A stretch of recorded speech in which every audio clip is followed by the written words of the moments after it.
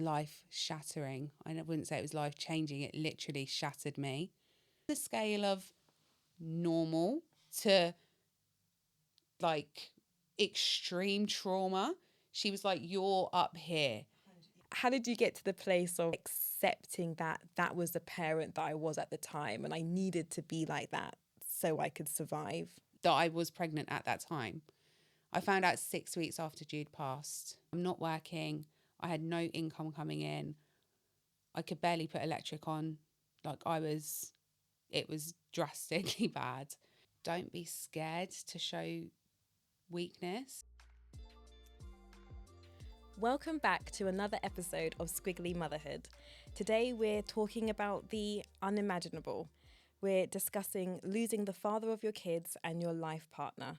My guest today, Rachel, has lived through this unimaginable grief and sadness whilst being pregnant and also raising her daughter, who was a toddler at the time.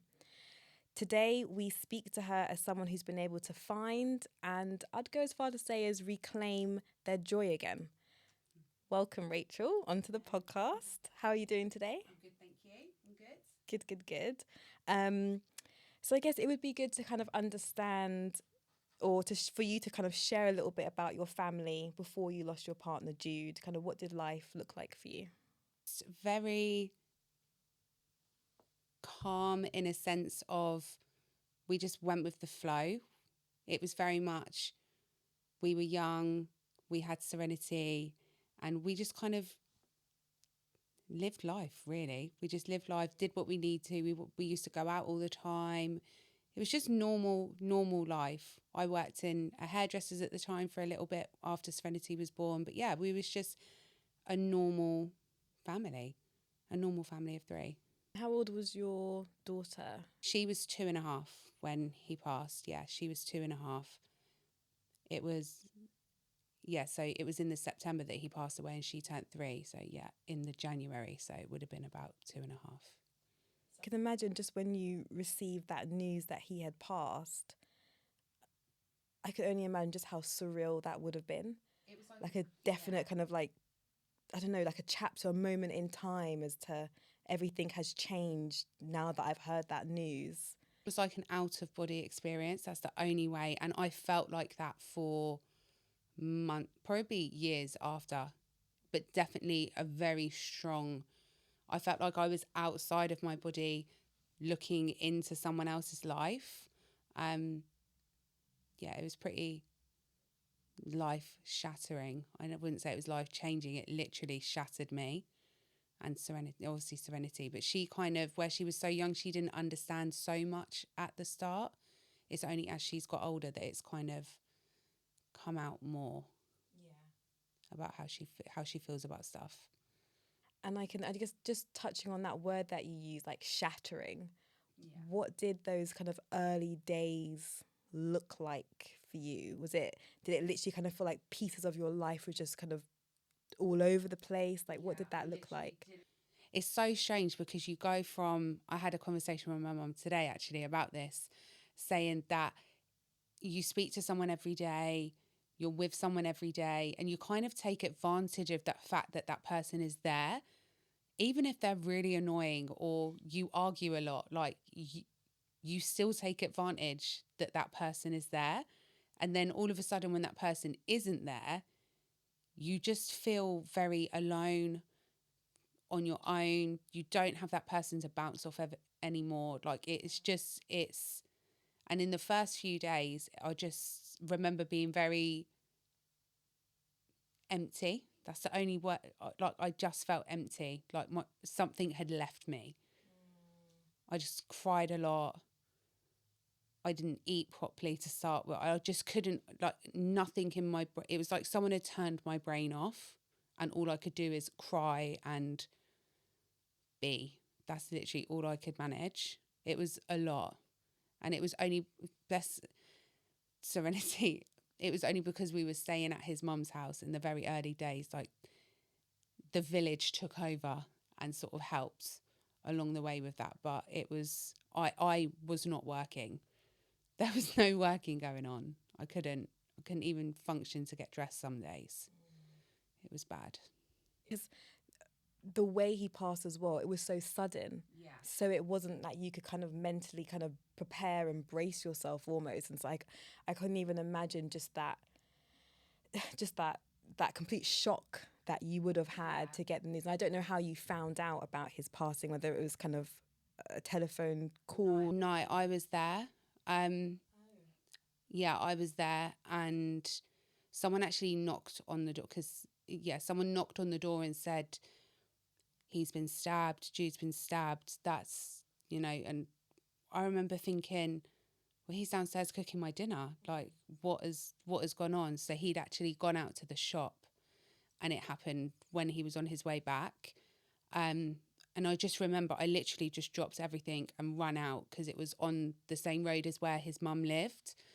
And I just ran out. And by the time I'd got out there, it was all cordoned off already. The whole estate was out. Police was there. It was chaos. But I just remember running to where he was, and I just kept trying to get to him. Because he was just on the pavement, and it sort of seemed a bit of a spectacle, and I couldn't quite get my head around that. Like, what are all these people doing? Like, go away. That's all I kept thinking. Like, just leave.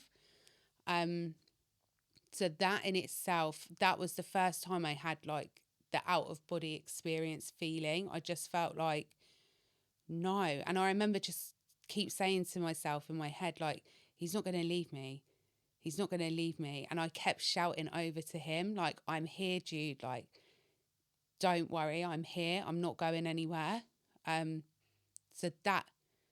that's all really, the rest of that immediate moment is a big blur.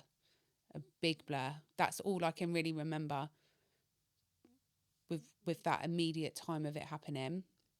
Just fuzz. And I can still hear like the air ambulance in the background. Like even now, like I still struggle. As soon as I hear like an ambulance, that's like a trigger point for me. Yeah, I have to put my fingers in my ears because it's just it just takes me straight back to that moment. And just I didn't realize that you were there. That's a trauma in itself. Yeah, for you to kind of see that whole spectacle circus, because when they cordoned it off, there's a lot of people involved. And there was the people in the estate there. There was people videoing. There was the ambulance, the air ambulance, the police. Like it was so busy, but like all I could see was him. All I could see was him, and they were working on him, and I actually stayed with him until he left. Like he passed, because he passed at the scene. Everyone sort of went off eventually and just sort of left. Even the ambulance, I think they left one policeman there and a little tent. But I sat there until 5 a.m. when they come to collect him, and it all happened at about 5 o'clock in the afternoon. So I sat there that whole time because I said to him, I'm not leaving you. And I didn't. I literally sat there for that whole time. It was raining and I just talked to him. I was like, don't worry. And I just sat there talking to him until the private ambulance come to collect him. Yeah. Yeah. Wow. Yeah. You know, and we're going to talk about this a little bit later, but my immediate thoughts are, how do you like process that? I don't think I did. I think I kept it in because I thought I need to just make sure Serenity's okay. Like that was my immediate reaction. I need to make sure she's okay. I still need to make sure she goes out to the park, and like I wanted everything to be so normal to her. Like the next day, the food that Jude had cooked on that day, the next day I heated it all up and, Daddy made this for you, Serenity, like let's sit down. And I just tried to keep that bit as normal as possible. But yeah, I don't think I processed it. Even years later, I don't think I processed anything. What year was it that he passed? To kind of put it into context. 2017. Yeah, 2017 he passed. Yeah, long time. long time. You mentioned that you were struggling to kind of get out of bed, and that the village around really had to kind of support you with looking after Serenity. I guess, can you speak a little bit more about like what that parenting looked like? Because you wanted to also keep a bit of normality for her as well. Yeah. So how did you kind of? I just sort of did what I could in the moment. I just went with, I knew she had to be fed and I knew she had to go to the park and things like that. But it was just, or get outside at least and have some sort of normality. She still went to nursery when she needed to, like not the first week, but like after a few weeks, I was like, okay, let's make sure that she still goes at least the 2 mornings a week that she was before, like try and keep that sort of routine with her. But within the first week, it was just complete mush. Like, I don't know what was happening. We were having people bring us shopping, like, because none of us could focus on anything. But I just remember thinking, just try and be happy. Just try and be happy, at least so she doesn't feel the sadness that I'm feeling. So I would still play the same with her. Like, I was still trying to do that bit, but it was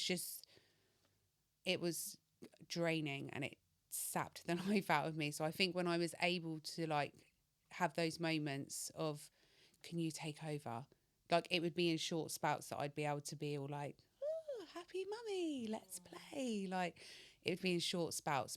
And that's where the village come in, because then their auntie could take over, or some of Jude's friends would come round and they'd look at like family. They would come and take over when I needed that moment to just. I just used to lay on Renee's bed, their auntie's bed. I just used to lay on their bed like lifeless. I didn't think anything. I didn't feel anything. I just led there because I just needed that moment of pause. It just sounds like so incredibly exhausting. Yeah. To be masking how you're really feeling all the time. And I get why you would do that. But just like physically, yeah.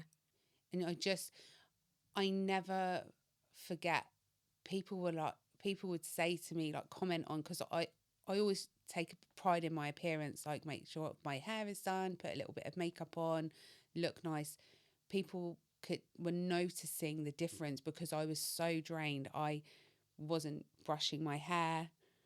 I was literally just splashing a bit of water on my face, not because I wanted to, because I knew I had to. It was just like, oh, just slap water and, quick wash, and I would throw on whatever. And that was where people, and close people like my mum and my best friend, they were like, we know that you're not okay, because the things that you wouldn't let slip, you're letting slip, even though you're doing little days out and stuff with her still, some when you can, you're not taking pride in yourself anymore. That was like when they started noticing the cracks in me sort of like crumbling away. Yeah. I guess, how did they kind of have that conversation with you, and did you feel like you had to show that you were being strong and together? Yes, but with like my best friend and my mum, not so much. I just sort of let it all out. I just let it all out because I didn't want it anymore. That's how I felt. I felt like I was infected with this feeling of sadness, and I just didn't want to feel sad anymore. I just wanted to tell someone and let them have it for a little bit. Like, that's literally how I felt. Like, here we go, take this, give me a break for 5 minutes. I just felt like I needed to breathe. And for a short period of time after conversating with close ones about it, I did feel that sense of relief, but not always straight away. Like, so it would creep back in because it was so deep rooted.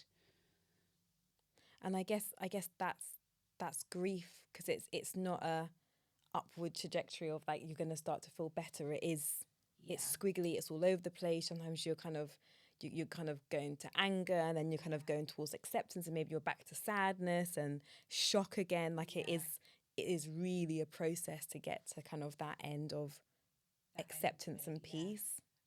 There was situations that popped up after Jude had passed that they drained me even more. Like there was women coming out saying certain things, and I was like, oh my God, I just need to catch a break here. Like, he's just passed. Quite frankly, I don't care what you did 2 months ago, 3 years, like what, I really don't mind. But that was like an extra thing. And I think because I added an extra layer of protection then, because I was just, my walls went up even higher, because I was like, I can't deal with this because that's popped up, and all these different things just kept popping up, and I didn't feel like I could deal with it, because I had to put this big wall up of like, well, what do you want me to do? Like, and that do you want to be friends? Because I'm not sure that's what I want. I just want to feel okay right now. That's all I want to feel. Yeah. And that wall, I guess, was to almost protect yourself. Yes. So with that wall being up and with you kind of feeling shattered, were you able to, like, how did it work in terms of getting your village for support, not for Serenity, but for yourself? And there was no, I'm fine. It was very much that Ross from Friends. It was very much Ross from Friends. I'm fine. That was my mentality, probably till about 18 months ago. Oh, wow. Yeah. Like I took on this huge responsibility of, I didn't want the children's life to be determined by things that had happened to them, coming from a single mum household, coming from, I've got a business, but I haven't got what they would say is a proper job. Sometimes there were times where we were broke. And I didn't want that to just determine the children. So I would do all these things, and having that wall up was one of those things. Like, I have to appear to the outside that we're good, we're fine. That in itself was draining. Yeah. Like, just keeping that up there was, wow. It's going back to masking. Yeah. It's putting on that facade, that face, that everything's fine, and it's brutal. It's exhausting. My soul a little bit, pretending all the time, and I would crumble. I was riddled with panic attacks. I'd have 3 or 4. I've never actually admitted that. I used to have like 3 or 4 panic attacks a day. Wow.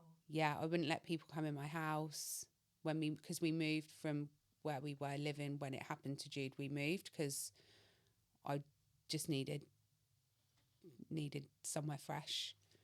Yeah, I wouldn't let people, even my mum had to book an appointment. She couldn't just pop round and say, but that was the control. So even though I looked on the outside to everything's okay, it was little things like that.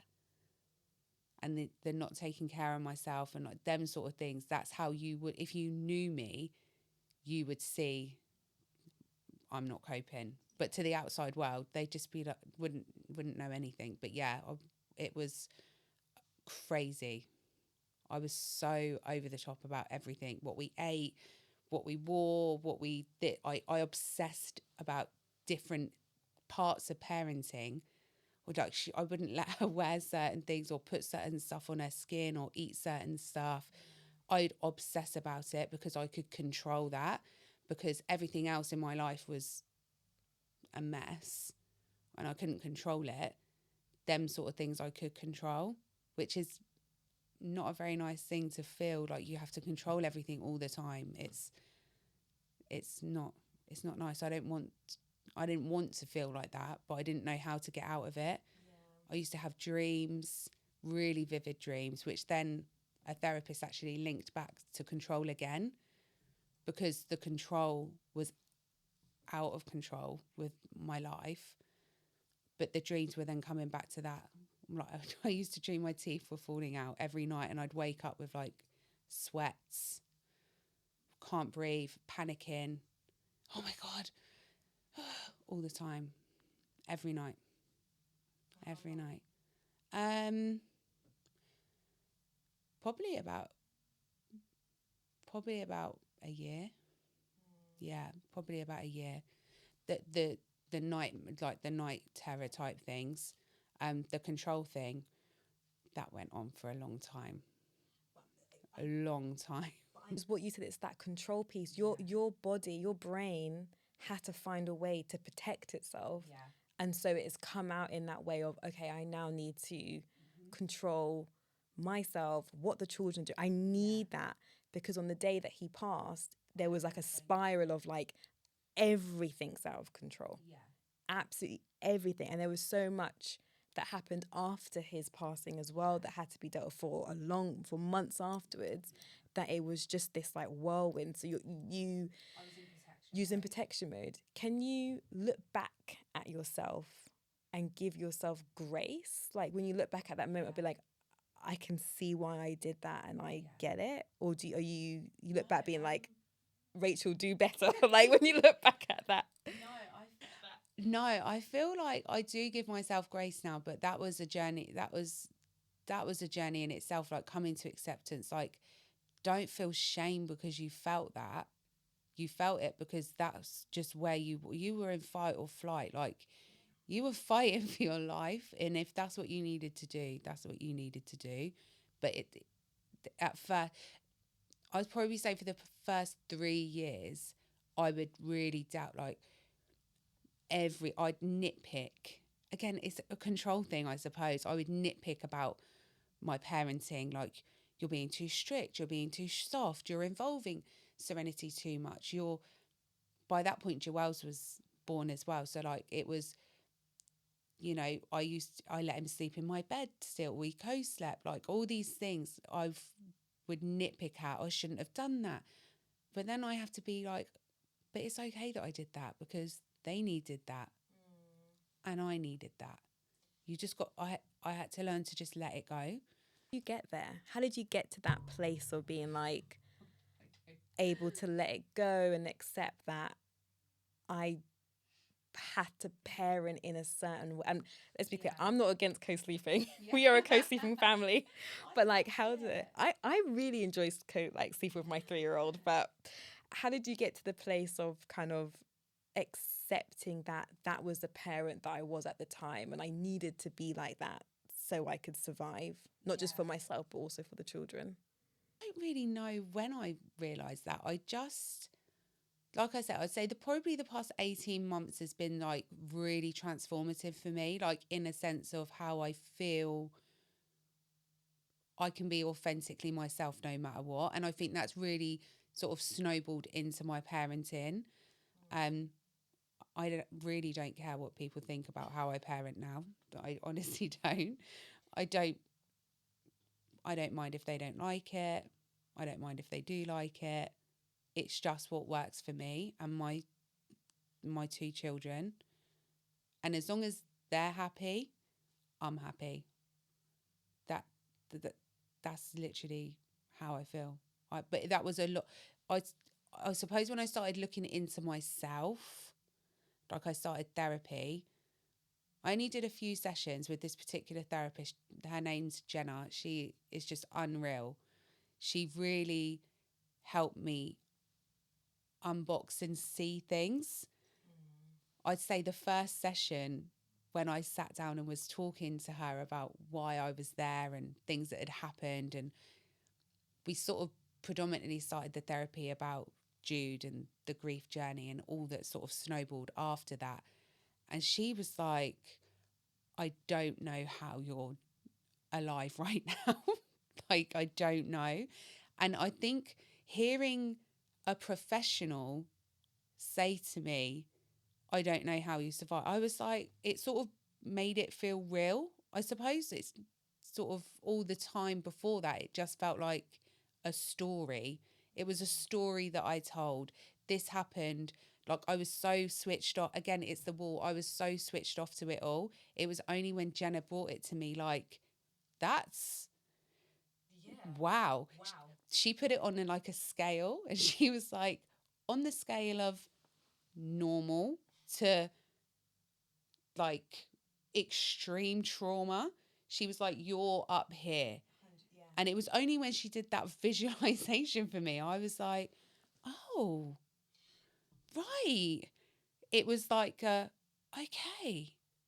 And she gave me little techniques to, and it was all things that you would, pretty normal things to do, like take 5 minutes to yourself, have a cup of tea, enjoy your shower on your own, like give yourself, fuel yourself right, get the nutrition in, move your body, like it's okay to feel emotions, like all these things are just really just normal things, but I just wasn't really doing any of those things properly. But she gave me the tools to say it's okay for me to do these things, like it's okay to fuel yourself properly, it's okay to move your body, it's okay to admit you've done something wrong, it's okay, you just move, keep moving, like it's not a stop situation, it's just, yeah, she opened my eyes a lot actually. I would say she was sort of like the turning point for me, for my acceptance on, even with everything in life and with parenting, she changed a lot. She sounds Yeah. amazing.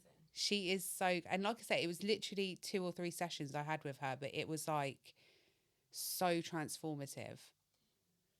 It's interesting how you said that when you were speaking to her and she was like, well, damn, that's your life. Like, that's just a lot. But it's just like, it just made me think of like the story we tell ourselves. And sometimes when you've been through something traumatic, that you know the story so well and you've told it to yourself so many times that it's almost lost weight. Like it almost lost effect, and you're just like, oh yeah, this and this happened, and you tell someone else, they're like, what happened to you? And you're like, oh, I guess that is quite big. Like, you know, orange squash you buy from Tesco, it's like the quadruple strength. To me, it's water. Like that is literally how. This, I'm like, Rachel, this is really strong. This is like concentrated juice right now. Yeah, most people are that reaction, but for me, it's so watered down. But that it actually transpired that there was so many more things that my life has been one big traumatic thing. So I think I'd sort of learnt these mechanisms from childhood. So I think when it got to Jude, I was like, I'm ready for this. Like, I've got this. And I just put that wall up even more. And all I can describe it as is like steamrollering. I just steamrolled through the rest of my life. That was how I felt at the time. It's fine. Go. Super quick interruption. If you are enjoying this episode and you think someone would benefit from it, please, please, please share with a friend and don't forget to subscribe. Now back to the episode. Because you were pregnant at the time. Well, when Jude passed, you didn't realise you were pregnant, and then you found out a few weeks afterwards. Yeah, it was around 6 weeks. And it was really funny, actually. The night before Jude passed, Serenity and Jude were being really annoying, and they were playing. And they were playing on my bed. And I was just led on my bed trying to, like, just have a break. And they were playing, and they jumped on me, and they banged into my tummy. And Serenity went, ha ha, daddy, mummy's got a baby in her tummy. Like making these, like had this big comment. And Jude was like looking at me as if to say, what?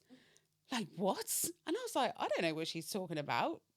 But then it actually turned out that I was pregnant at that time. I found out 6 weeks after Jude passed. Yeah, 6 weeks. Walk me through that, because that I just got chills.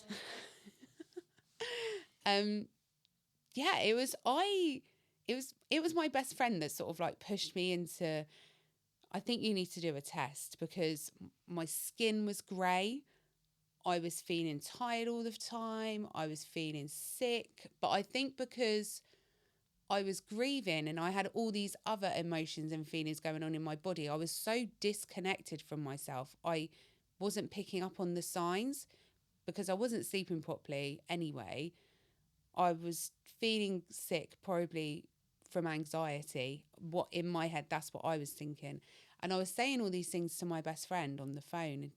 She was at her house and I was in London, and she was like, I think you should go and do a test. And I was like, I don't need to do a test. Like, it's literally impossible for me to be pregnant. She said, no, go. So I did come back to Jude's mum's house, and I said, I'm just going to go toilet. Did the tests, and I just remember sitting there and I looked up at the sky and I was like, what? Like, huh? I was just blown away, like speechless. And I just walked out of because they've got a bathroom downstairs and then their kitchen, and his mum was in the kitchen, and I walked through into the kitchen and I just stood like shell shocked. And she turned around and she obviously saw it in my hand, and his mum turned around and went, I knew it. I knew it. And I was like, just so shocked that it was, and it took me a long time to really feel pregnant because he wasn't there. So I don't know why, I just didn't feel pregnant for a long time because I didn't have that partner there to sort of talk about it with. And I suppose because he wasn't there, I just felt like it wasn't real for a good few weeks. It took me a long time to get used to the fact, like, actually, there is a baby there. What were the kind of like, in those initial, like, let's say first trimester, 3 months, what were the thoughts? What were you thinking? Because I can think of a few things that I think I would have been thinking, but I don't want to project. But like, what was the feelings and emotions that were kind of going through your brain? I literally could not get over it. I felt an immense pressure because everyone, oh my God, you've got a mini Jude. Jude's growing, like all, oh, when that's a boy, you're having a boy. I felt such a huge pressure with that. I actually found out I was having a boy, but didn't tell anyone. Did you feel pressure to be happy or to look after yourself? Because when you're pregnant, a lot of it's like, oh, if, mum's got to be good, take your vitamins, this. But you're in survival, shattered, struggling to eat and sleep. So I guess, how did that impact your mental health when you have like a baby growing inside you as well, and then wanting to be like, or maybe feeling that you maybe should feel happy about this pregnancy, but there's so much sadness there? It was again, emotion wise, I feel like I just sort of steamrolled through. I was just like, because there was stuff that I needed to do, like making sure Serenity was okay. I decided to move because I didn't want to live in London anymore. And I think them sort of things in the very early stages diverted my emotions, because in a sense of feeling sad that Jude wasn't there with me, the only times that used to creep in was when I went to a scan.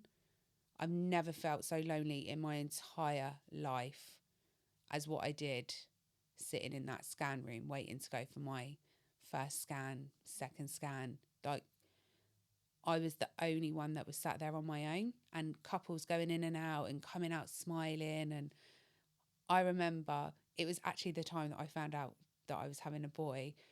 I'd held it together in the scan room and gone, by the time I'd gone in there and led down, the scanning person, I don't know what they're called, she said to me, oh, Dad not here today. Oh my gosh, I just broke down. And I just, all these feelings that I've obviously like bottled up for so long, I just let them out on this poor the scanning lady. That was that was really the first time that I sort of let that emotion come out of like, wow, I'm really doing this on my own.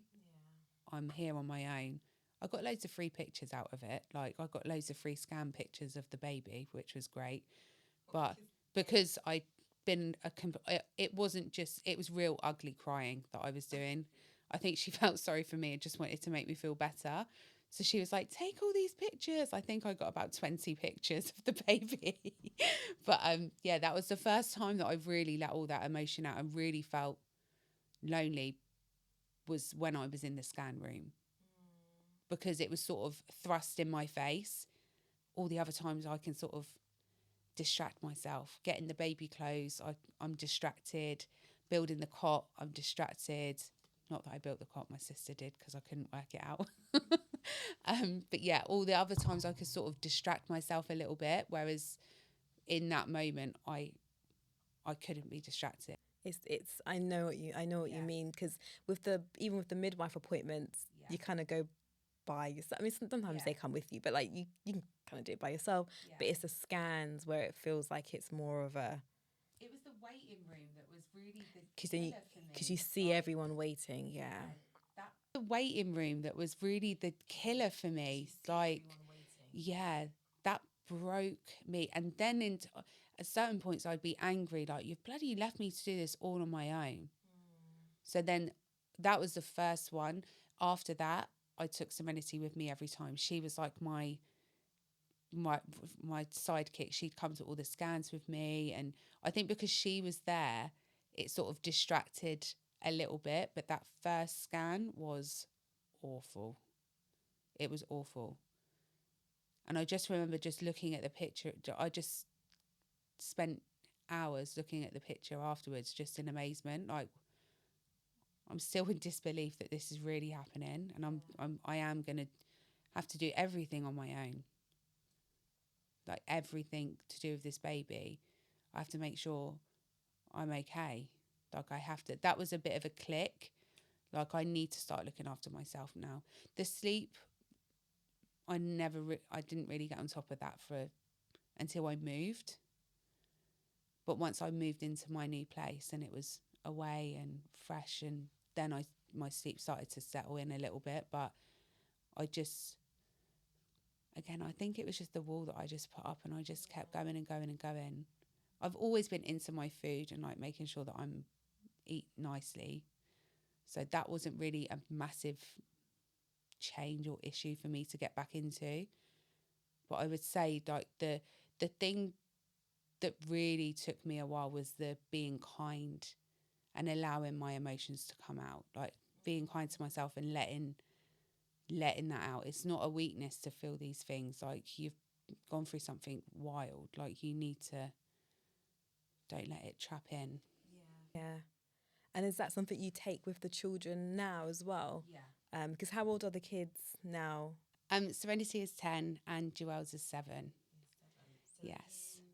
So are you, I guess, how do you speak to them about, especially probably maybe Jewels, who doesn't, hasn't had that experience of a father in the same way that Serenity has. How does that conversation happen, and how do you kind of help them express their emotions? It's so different for both of them, because obviously it is, Serenity was with him, she has that emotional connection with him, and Joelle's has no emotional connection with him.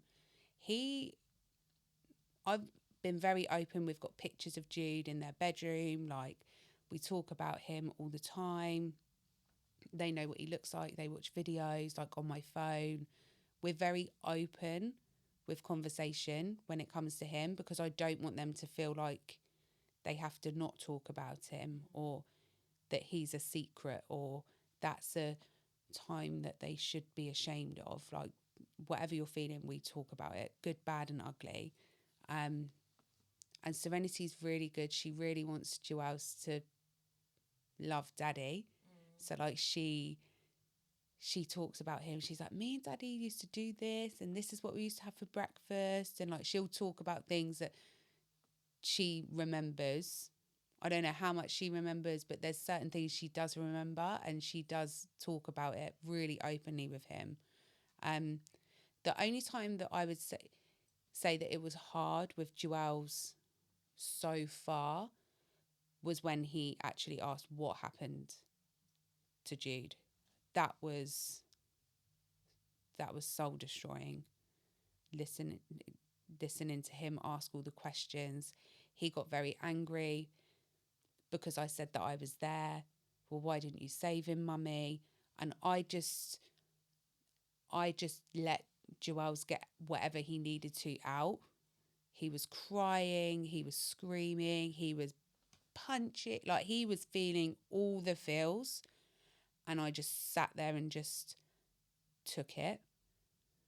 And then when he calmed down, then I explained, mummy was there, but I couldn't do anything to save daddy. I couldn't do anything to stop. And once he had a bit more context, he understood a little bit more, but he really struggled. That I've never seen him react or cry like he did like that. He's quite a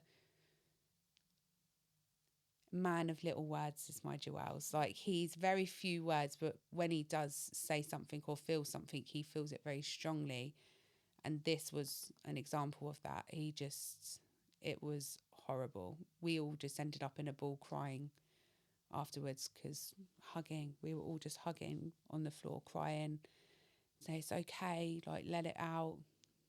That was really the only time I've seen Joel's have emotion towards it. I suppose because he doesn't have any reference back to, oh, I used to do this with my dad, or he doesn't have that. But it was just the him finding out what happened and why, and that's the bit that affected him. But I suppose that will change as he gets older. More questions could come up. He says sometimes, can you get me a new daddy, mum? Like, he says that sometimes. Oh, so and so's dad's doing this with that. Can I have a new daddy? And I say, oh, you've got a daddy. Like, I want him to feel like he has, and Serenity as well, like they're not missing out. They do have the same as everyone else, just physically their daddy's body is not there anymore. So I try and just openly talk about it, really. And Serenity, she holds everything in. I feel like her healing journey will be like later on in life. Maybe like in her teenage years, she doesn't really talk too much about him right now. Not in a bad, she talks about him a lot, but not about her emotional feeling towards it. Like, every now and then she'll be like, oh, I miss daddy, mummy. Whereas at the beginning, she would say that all the time. Yeah. I miss daddy, mummy. I want my daddy. Like, that was very the same conversation we had repeatedly. But she doesn't, not so much now. She'll talk about him, like what they used to do. And she'll look at pictures of him. And she's got a pillow with pictures on him. So she talks about that sort of stuff, but emotional stuff she doesn't really. But that, I don't know whether that's her autism. Where they both have got autism, but I don't know whether that's their autism, that where they just sometimes they struggle with emotion. Like, it could be that, or it could just be that she's just not ready to talk about it. But I let her know it's okay. You can, when you're ready. I'm not going to force you. When you're ready, let it out. If it's ugly, we'll deal with it. I can imagine you've said it, but as the kids go through different developmental stages, their grief will look very different. Yeah. And I guess you've probably seen that with Serenity, as to when she was like a toddler, that looked very different to how she is now, like as a preteen. Yeah. And then there's as a teenager, and then as an adult in your 20s, that will look very different. I have a few friends who don't have their parents around, whether it's mum or dad, and the grief is different as you kind of get a little bit older and you're experiencing life as in your 20s and 30s. I can imagine as they get older, just the grief, And I think they get some sort of, or Serenity, I don't know whether Joelle's does, but Serenity gets some sort of comfort, because my dad died when I was in my 20s.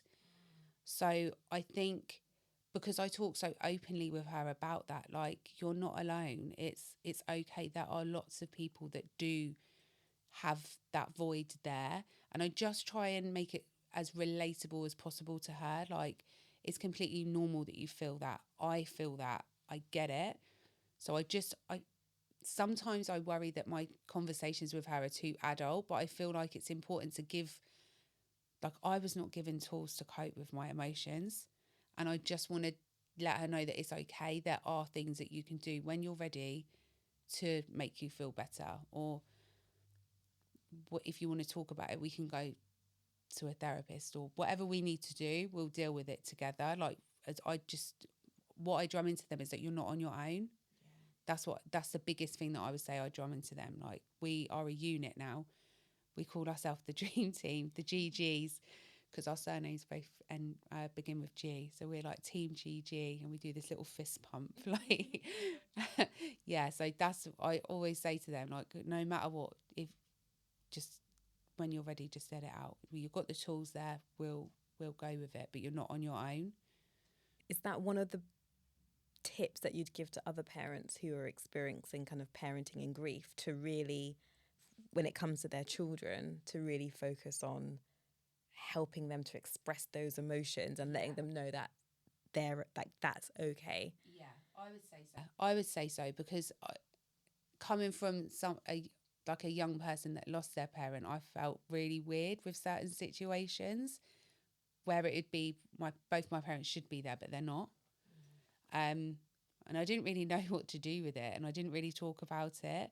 So I think when I then went through that experience with Serenity and Joelle's, like, I just want them to know that whatever you're feeling, no matter what, just get it out. Just get it out. Talk about it. Don't shove it all in a pocket because it's ugly, or it makes you feel angry or sad, or you want to lash out and punch something. If you want to lash out and punch something, here's a pillow. Like, punch the hell out of that. And then once you're ready, we'll talk about it after. That's one tip that I would say has really helped us. Really helped us. Is there any kind of external resources, or like books or podcasts or social media handles that you would say is like really good with like helping children navigate through grief? I don't know whether it's a London-based charity. There's lots of charities out there. There's one in particular called Simon Says. We went to monthly meetings with them. And again, I let Serenity take the lead with that sort of thing. She chose I didn't want to force her to go to this thing. We had a conversation about it. This is what we can go to. This, because of this, you'll meet other children there that have gone through similar things. Like, I really let her lead the way. Joelle's was a baby, so I didn't really need to have a chat with him about it. But yeah, I let her lead it, and we'd go to these meetings. And when she felt like she didn't want to go anymore, that's when we paused it. And I said to her, we're pausing it. And when you feel ready to, if you want to come back, it's something that you can come dip in and out of forever. Child Bereavement UK, they were amazing. They I think it was difficult with her because she was so small, but they were Child Bereavement UK for me were a massive support on how to tell Serenity that Jude had passed. Like, I literally didn't know what words to use. Like, how much do I tell her? How much do I not? They gave loads of amazing advice with that. And we did a lot of play therapy with them. Used to go up to some offices in London somewhere, and they do certain activities with her to help her express herself. There's loads of books, loads of it. You just need to know where to look for it. Someone I know actually wrote a book about grief, because they went through grief I met her through my business. She was a client of mine, and she lost her husband through illness, and we really bonded on that. And I think the universe works in crazy ways. They put you in touch with people. And her and her children created this book about grief and how to deal with it. And theirs was more down the illness route, because that's what happened to them. But yeah, there's things out there. I think you've just got to be open and look for it and ask. And one thing that I struggled with to start with is asking. Like, asking, I need help with this. I don't know what I'm doing. Like, is it okay to say that I'm not coping? Like, it's them things there. You just need to accept the help and ask for it. That's what I was going to ask you next, is like, how do you ask for that help, or like, how do you get, because I think, I mean, I'll speak about myself. So I'm in therapy, I've been in therapy for years. But there hit a point around COVID time where I was like, I know I need help, but I don't know what help I need. And it just like such a blocker because you're like, I feel paralyzed. Yeah. And my husband had to kind of go and like get me some help or whatever. But like, how did you not, like, did you do it? Did you initiate the help? Did someone like give you the resource? Like, how do you move past it, like paralyzedness of like actually trying to like resource and help yourself? At the beginning, it was very that it was sort of thrown at us, all these things. So the police put us in contact with who did they put us in contact? They put us in contact with like Child Bereavement UK. That's it, victim support. So victim support were huge. They still help Jude's mum to this day. Oh, wow. Like they are a completely volunteer based charity. They actually put a lot of stuff in place, but it was the police referred us to victim support, and then victim support sort of like led on to the rest. So it was, I didn't have to ask at the beginning. It was just sort of given to us.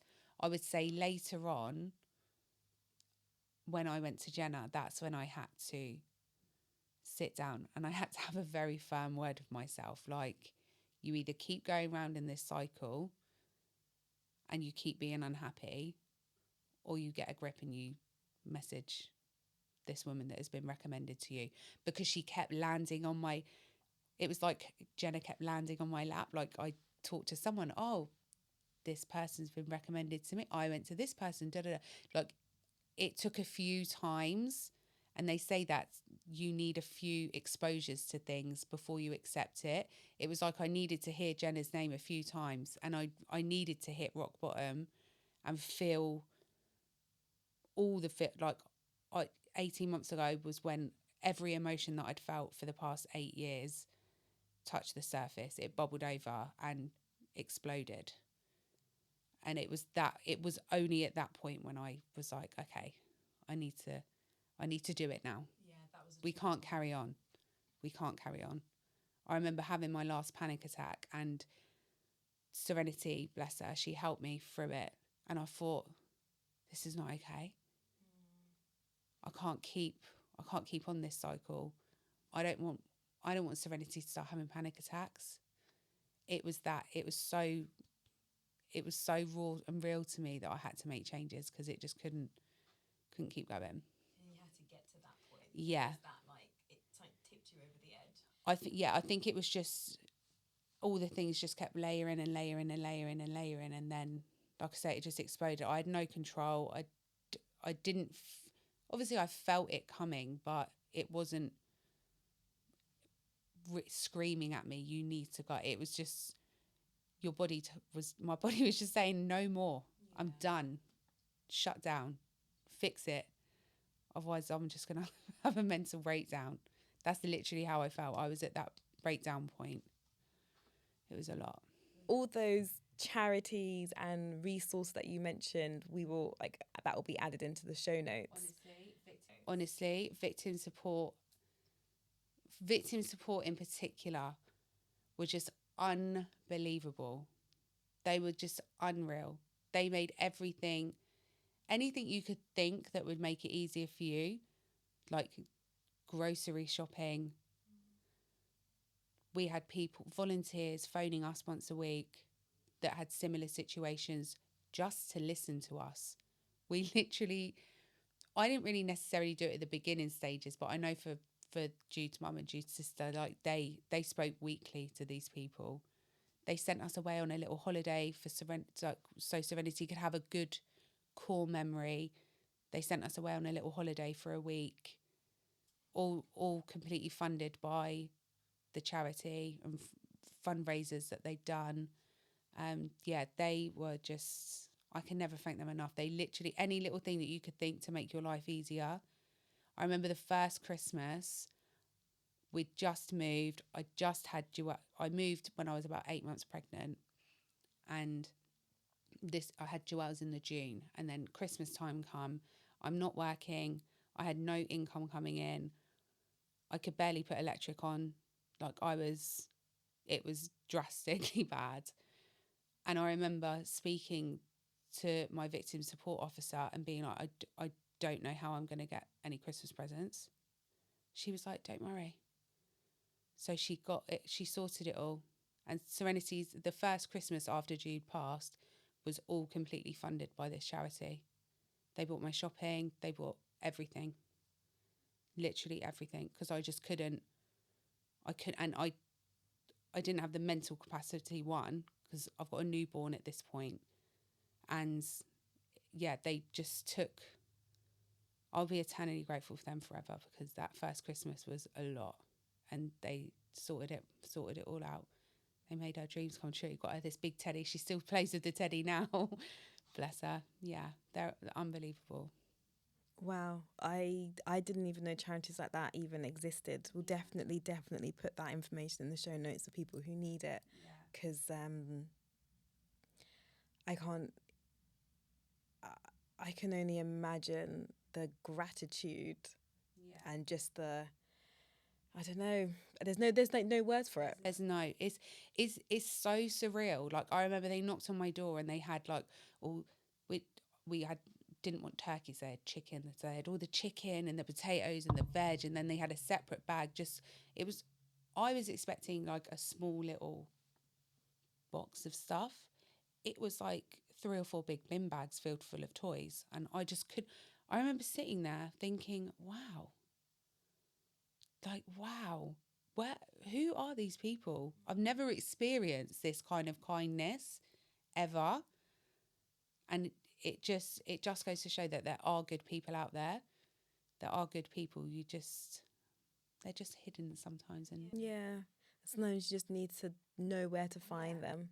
it's not what you know, it's who you know. Sometimes. Yeah.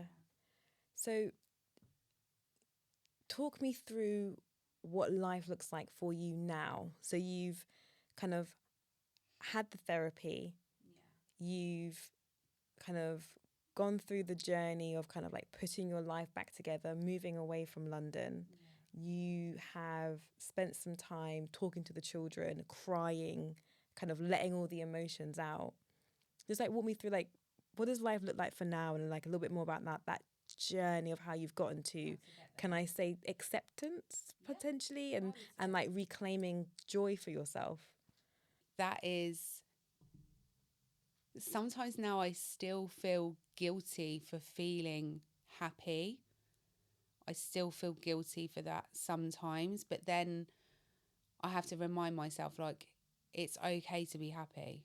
It's actually okay to move on. But that acceptance time is different for everybody. And I think, just if my advice to anyone would be, don't put pressure on yourself to accept it straight away. Like, you need to put the work in behind the scenes, and don't put pressure on it, because it will just all of a sudden happen.